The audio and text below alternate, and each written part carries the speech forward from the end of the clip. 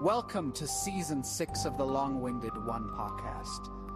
This is Spoiler Sessions, Lit RPG, the only show where spoilers don't spoil anything.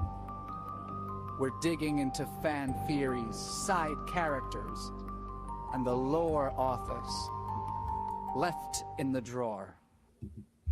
All right, welcome everybody back to Super Bowl Sunday. This is, so episode 6 of spoiler sessions that we're doing here, and this is episode 11.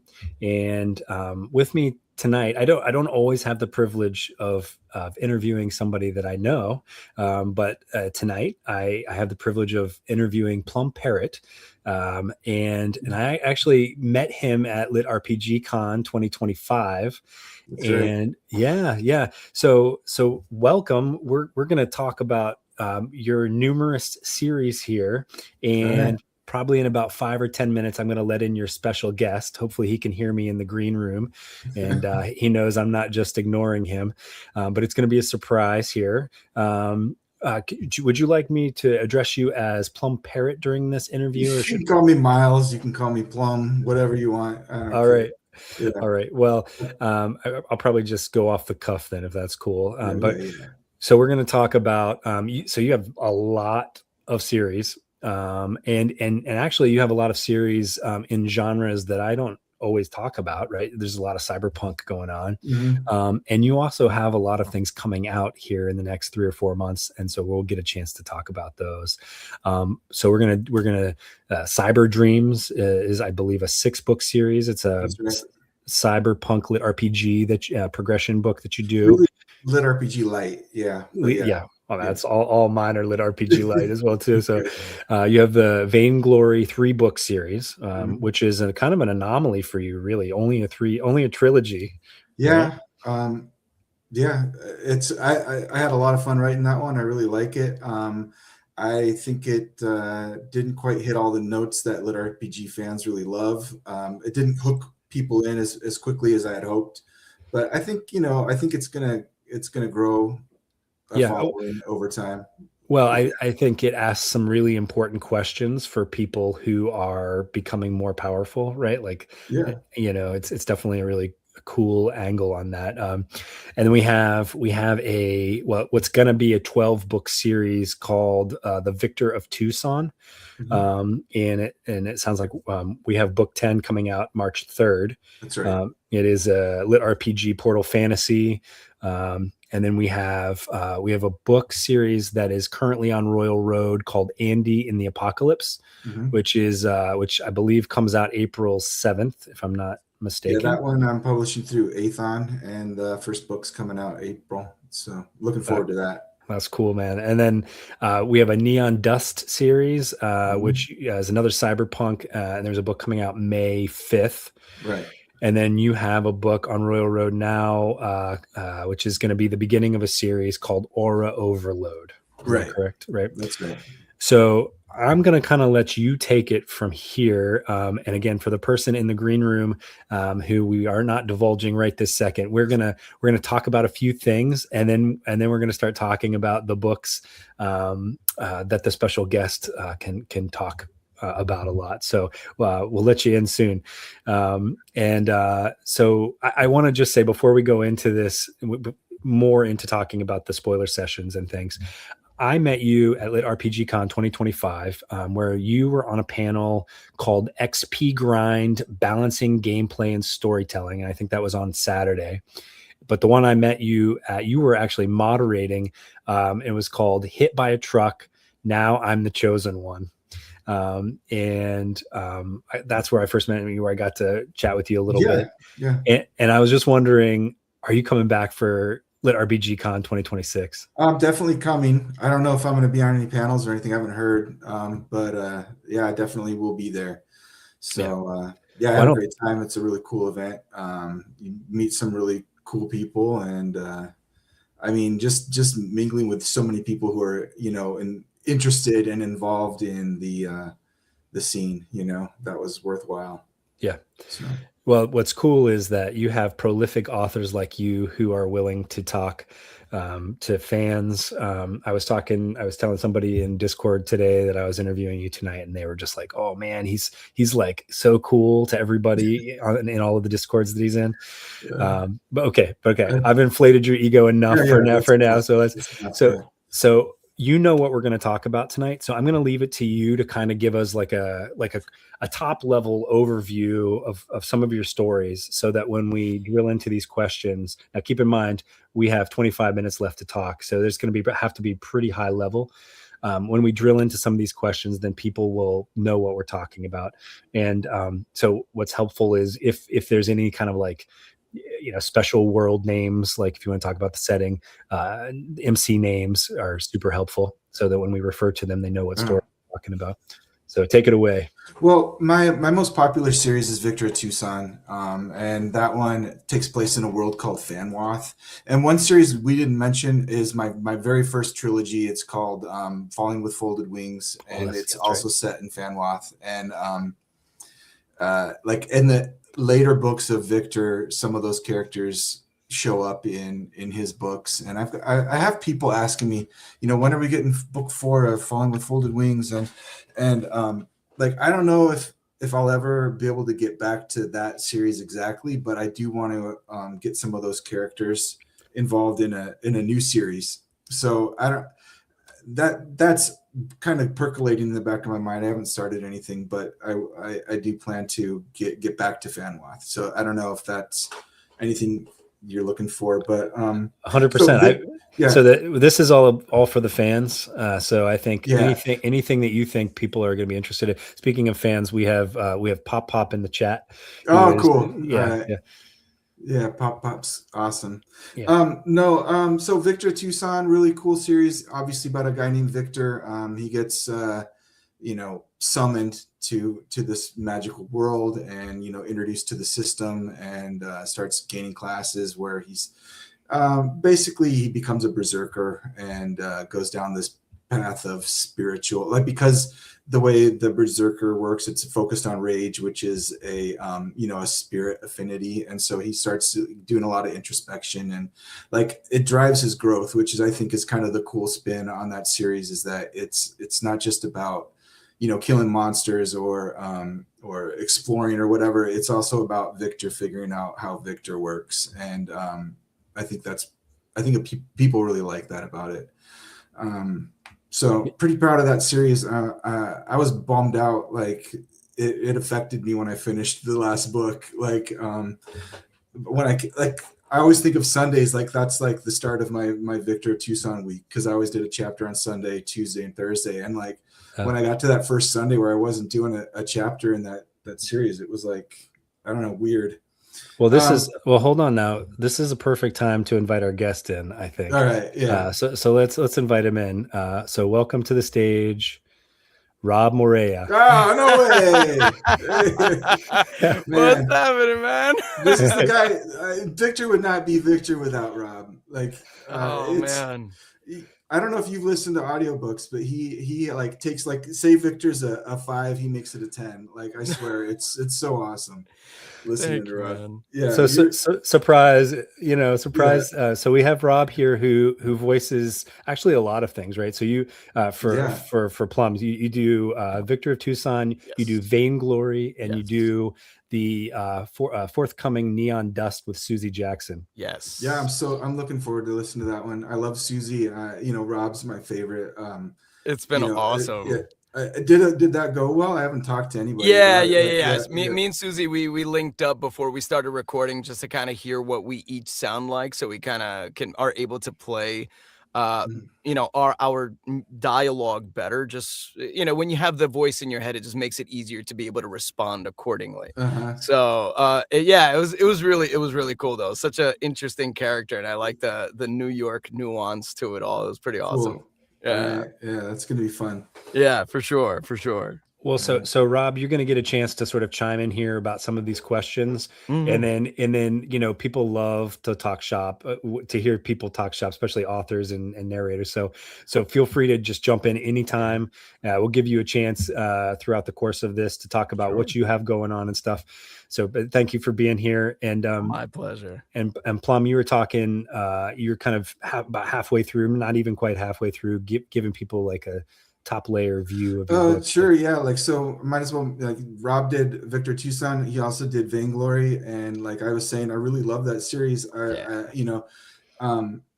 It's a different kind of spin on things. There's no system, but it is a lit RPG. There are stats. There's but it's all kind of like in world, and I don't know. I think it's a good read. It's a little bit slower burn, but once the action hits, it's pretty hard.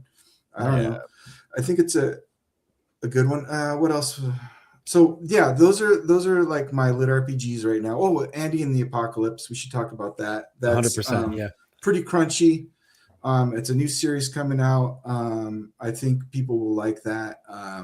Not when I say pretty crunchy, I mean it's a genuine lit RPG is what I'm trying to say. It has a system, it has stats, it has levels, everything like that. But it's about a guy who lives in Tucson. Because I don't know, I love writing about the Sonoran Desert. Basically, it's just like it's where I grew up. That's where you grew up, right? Yeah, exactly. Yeah. So, the system comes to Earth, brings with it like a wave of mana that pretty much messes up. I mean, it's typical system apocalypse kind of, but it diverges from the typical right there because Andy gets involved in a community right away, and it's how they kind of stand up against the craziness that's going on.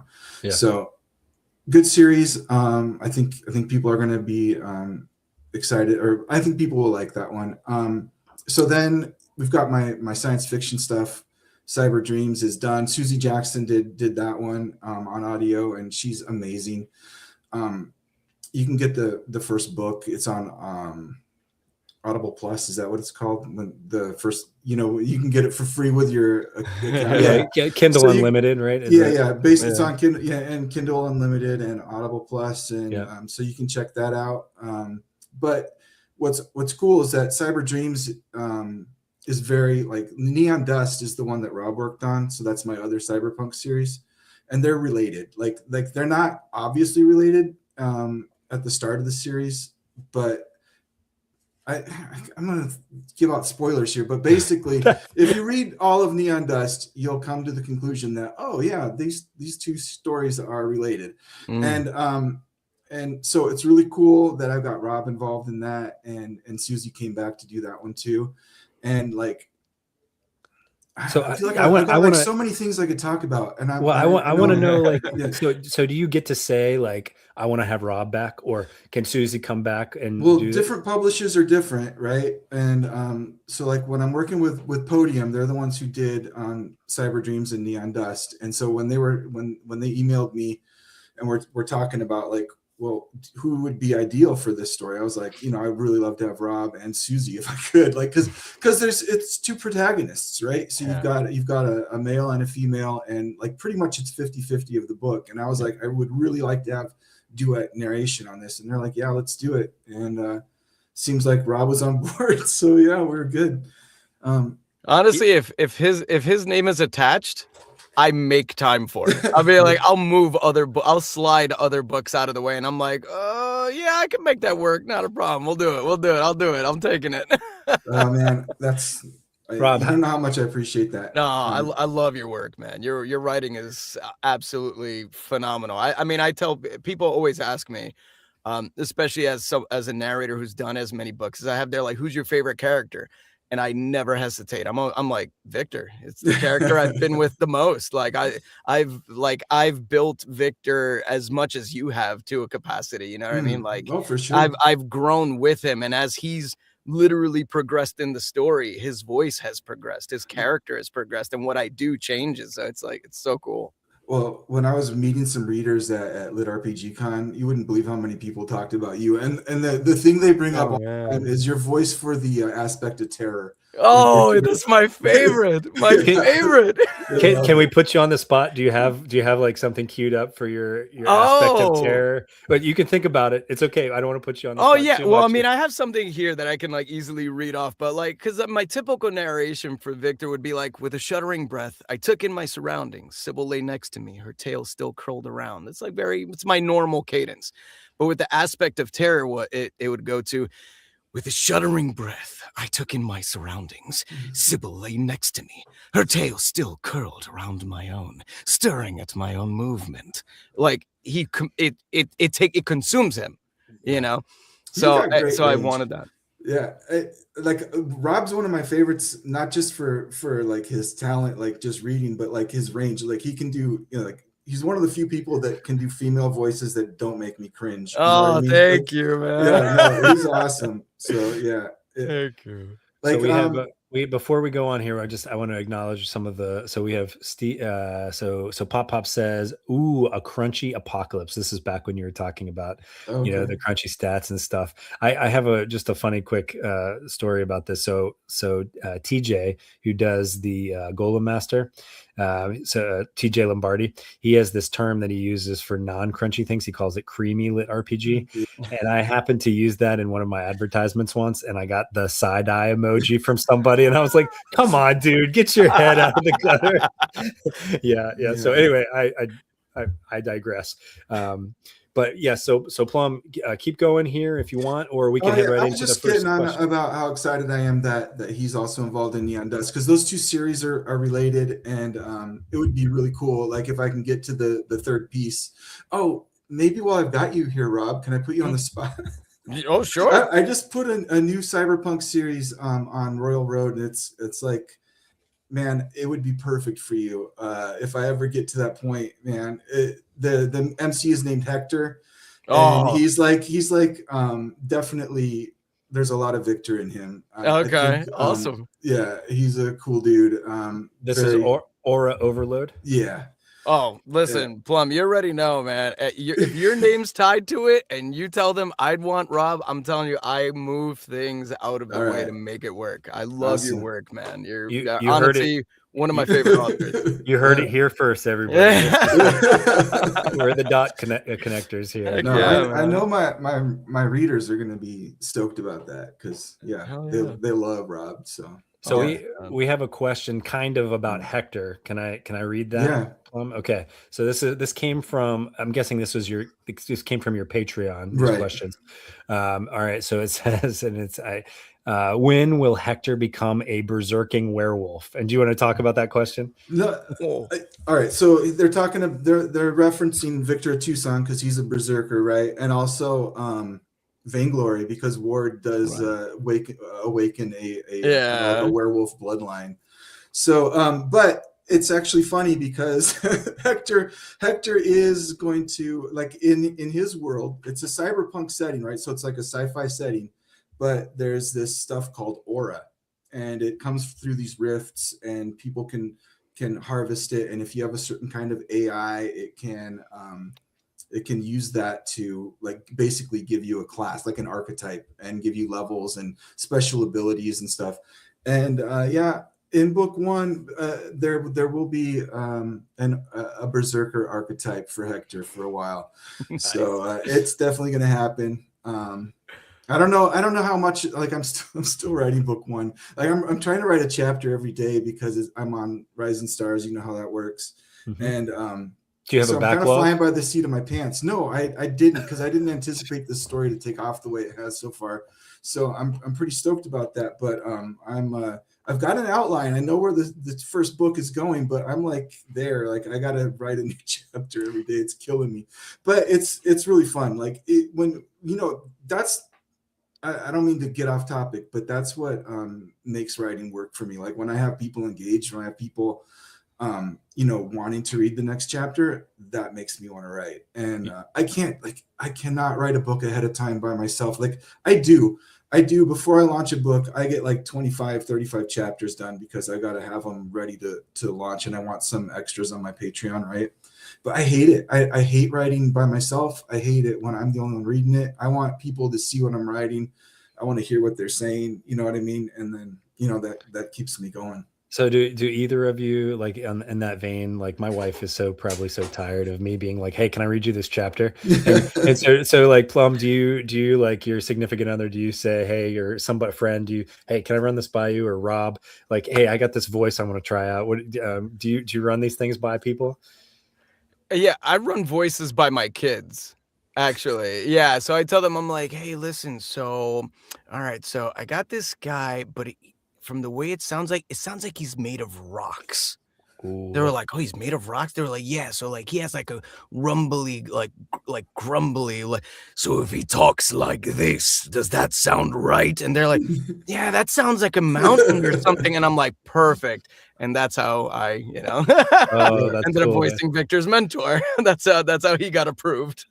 Yeah. So usually, my 6-year-old and 10-year-old are usually tipping their hats to the voices that I use. Or if they're like, no, you go back to the drawing board, right? Yeah, they'll be like, I'm like, all right, I'll go back. I'll come back with another one.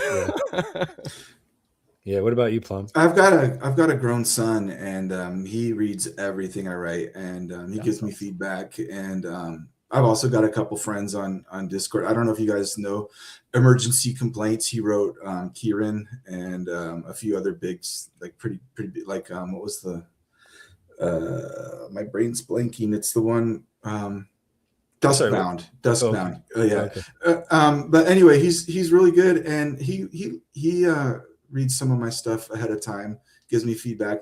But also my patrons, I've got some really great patrons who they give me feedback on my Discord channel or wherever. And so yeah, family, friends. I honestly, if I had to just listen to myself, nothing would happen. I'd get like 4 chapters done, and I'd be like, I can't do this. I'm bored. Yeah. I love hearing what people say. And then when I know they're engaged, that makes me want to give them more. You know what I mean? So yeah. All right, well, let's go. We have about 8 minutes left, 9 minutes left, and I want to get to some of these other questions. So we're going to skip this one question and go right to one about Victor, since Rob's here. For Victor, as he's reaching quote unquote end game, people want to know more about the stages beyond that. Could you talk about that? Are you asking Rob or me? Or... Oh yeah, that would probably be for you, I guess. Like what's considered like the Veil Walkers, I guess. Once you get to that level. Well, if you read, I guess I'm done writing book 12. I don't know how much have you seen, Rob? Do you have book 11 yet, or? No, they haven't sent it to me. Okay, yeah. So what happens like in Victor of Tucson, like in this series, basically you have like levels 1 through 100, and that's like the basic system. The system handles that, right? And then beyond that, you have something called Steel Seeker. This is names that the people living in the world came up with, right? So Steel Seeker, and then because you're looking for your steel, you're looking to turn your iron, because they consider levels 1 through 100 the iron levels. Mm-hmm. And so in above that, you're looking for your steel. You're trying to find like your strength. You're trying to forge your steel. And then beyond that, you have something called Veil Walkers, and that's when you kind of merge with you don't merge, but you. Oh my God, it's been like I've finished this book, and you think I'd be able to talk about it, but basically you become like the power source of all this magic is called energy in that world, with a capital E, right? So and so once you become a Veil Walker, it means you've kind of breached the veil with energy, and you walk amongst it, and it's like more a part of you. You're a part of it, and so that's what happens in Victor's universe. But there are ways to ascend beyond that universe, and I'm not going to say if he does that or what, because sure. I don't want to ruin the end of the series, right? So there are things beyond, but I think just those 3 tiers are enough to talk about here. Yeah, no, that's awesome. Rob, do you have anything you want to add to that, or? Yeah, I mean, I think the few Veil Walkers that like we've come across, at least through book 10, which is what I've already completely narrated at this point, I think is really interesting. And then Victor, especially Victor's relationship with Tess, I think is really, like, I feel like that's a really big relationship to him. It's incredibly important in so many different kinds of facets, especially with that with the whole power dynamic and him really being able to understand where he sits in the grand scheme of the system and beyond. So I think it's really cool how it's all kind of laid out. But yeah,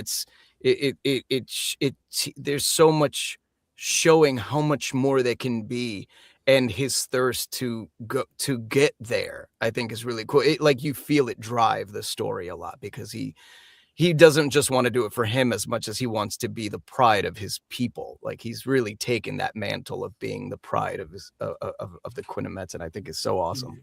Yeah, well said. I don't know what else to say. Yeah.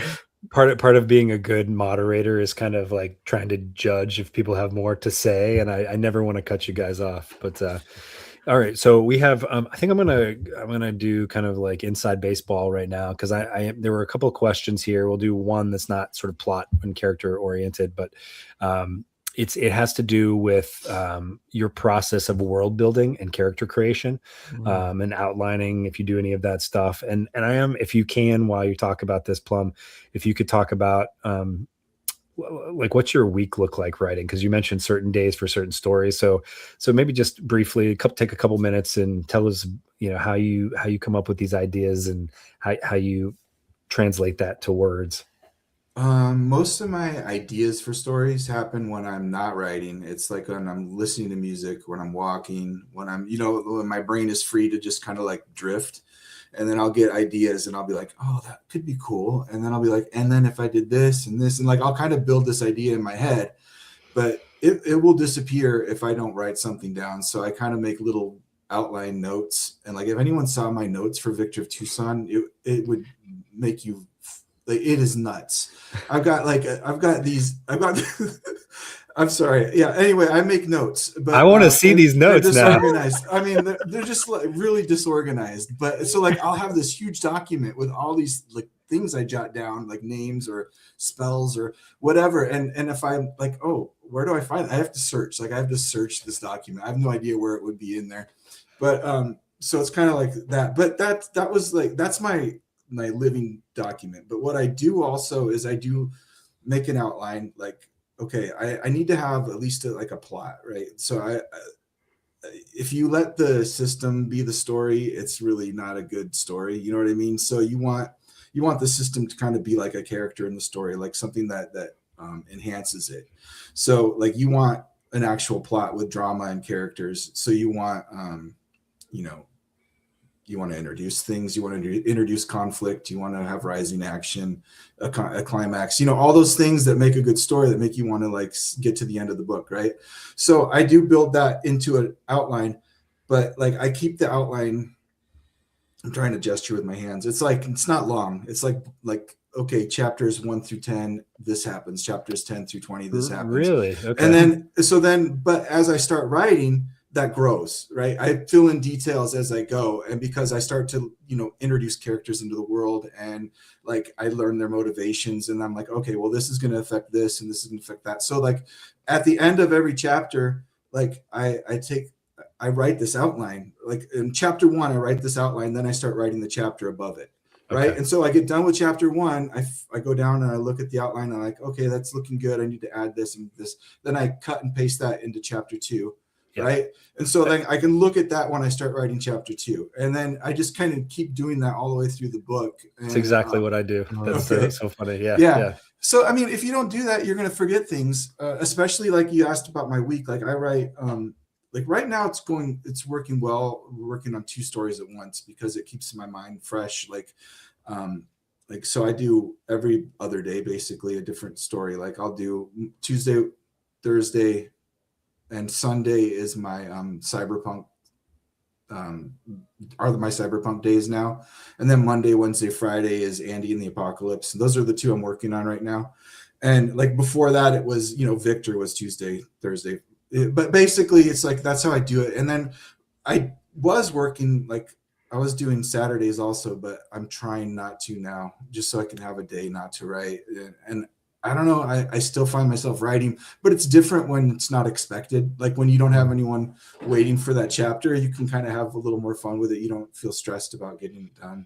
Do you give yourself like if on a Tuesday you're supposed to write one story and something, just comes, you have to write it for another story? Do you give yourself that leeway to swap things out, or not really? Yeah, I could. I mean, I never really do. But if I have like a inspiration, I'll just write an extra chapter. I mean, honestly, it's that's the kind of thing. It's when you write every day and you do a certain amount of words every day, it starts to become easier and easier, right? So like I've told people this before, like if you want to be a writer, just start. Like give yourself, like, even if it's hard for you, we'll just say, okay, I'll just do 50 words today. Like most people can write 50 words, right? Yeah. And then, next week do 100. Yeah. Do 100. You know what I mean? It adds up. Eventually you're going to be writing full-length chapters.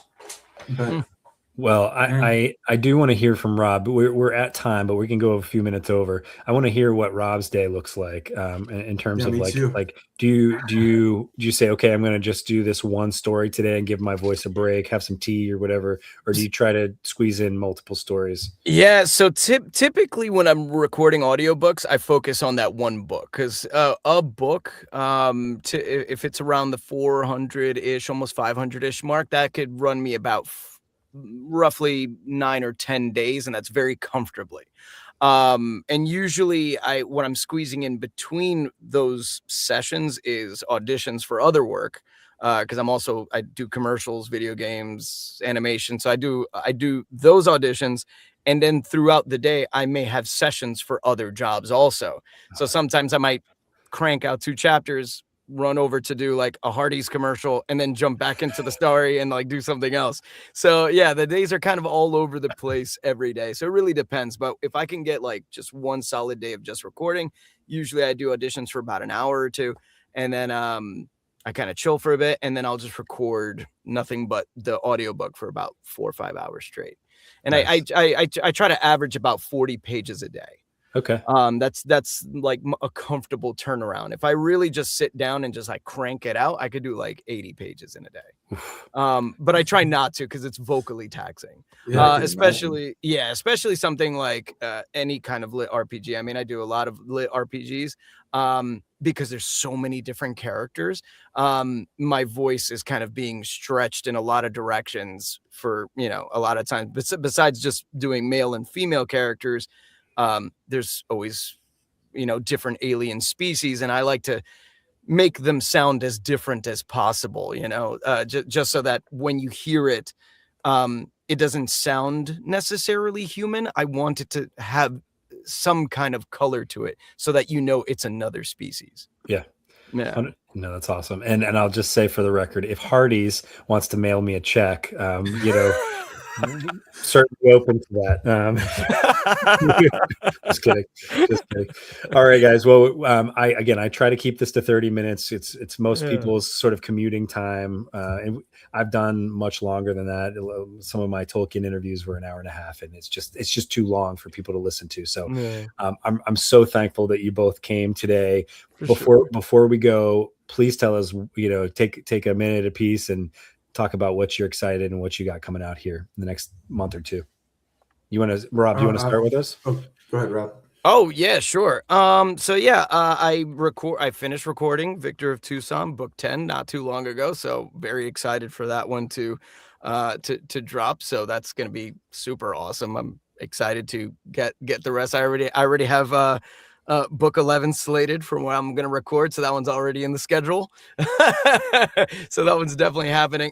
Besides that, I probably have like a 12 book pre-order log right now on Audible. So if you go check it out, I got a lot of books that are coming out, a couple of different lit RPGs. Neon Dust is up there as well. That one is actually done. We're about to hit the pickup process on that one. So that one is mostly done. And there's another one that I worked on called In My Defense, which is another lit RPG. That one is by Jay Drude. And that one's really cool. It's a young kid that his powers is that he creates automatons, and he gets really good at it. So he starts making turrets, and then eventually in book 2, which is coming out in March, he learns how to create a mech suit in this other world. So it's very interesting story. So yeah, it's got a lot of good stuff coming out. So, question for you about pickups, just for people who haven't been through this process. Pickups are corrections, correct? Exactly. So any kind of like stutter, or maybe I said a word incorrectly, maybe I missed a word, or any kind of flub on my end, those come back as mistakes. I clean those up, send it back to the audiobook publisher, and then they splice it into the final. So it all sounds nice and clean. Perfect. Yeah. And that, it's actually amazing how, because I've gone through some of these pickup process before. I work directly usually with my narrator, and oh, nice. It's amazing how you can go through pages and pages and pages without any mistakes. Like if I were reading that, it would be a mess. Yeah. I mean, when you read as much as we do, you get really good at it. Well, he doesn't just read though. He performs right. It's crazy. Yeah. Anyway. Okay. So Plum, tell us what we mentioned some things, but if you want to, go over those dates again, that'd be great. So March is the next Victor book. April, I've got Andy and the Apocalypse coming out. And then in May, Cinco de Mayo is Neon Dust. Nice. So, I just want to say thank you both. I really appreciate the opportunity to come here. Rob, I'm so glad you were here. That's awesome. Yeah. When he reached out, I was like, what? No way. I have to. That is awesome. You, man. Yeah, absolutely. And just so we know, I don't, Pop-Pop's giving me a hard time because I went over 30 minutes. I know. We can't be all as concise as you. But so we are 22 weeks away from Lit RPG Con. This is a countdown for me. It's a way to kind of keep me accountable, right? My goal is to meet as many of you wonderful people as possible, so that hopefully we can hang out at Lit RPG Con. You gonna come, Rob? You gonna be there this year? I actually had my con person reach out, so yes, fingers crossed. Fingers crossed. All right. I hope so. All right. Yeah. So thank you both. I'm gonna click stop here, and there's this awkward. YouTube has this awkward period, so we're just gonna stay here and look at each other for a few minutes. But but thank you so much for coming. All right, guys. Yeah. Take it easy.